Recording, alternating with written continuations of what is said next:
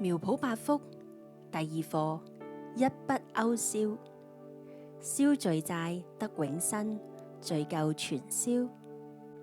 第6天，歌羅西書1章13至14節，他救了我們脫離黑暗的權勢，把我們遷到他愛子的國裏。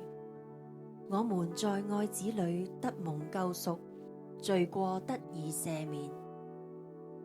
歌羅西書1章13至14節，他救了我們脫離黑暗的權勢，把我們遷到他愛子的國裏。我們在愛子裏得蒙救贖，罪過得以赦免。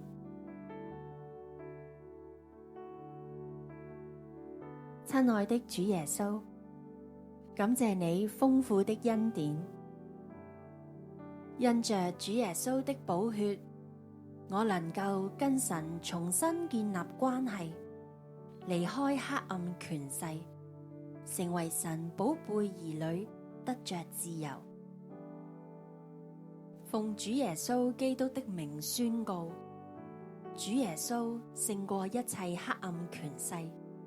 我靠着耶穌，我可以不犯罪，有許多天使來幫助保護我，我大大得勝又得福。阿們。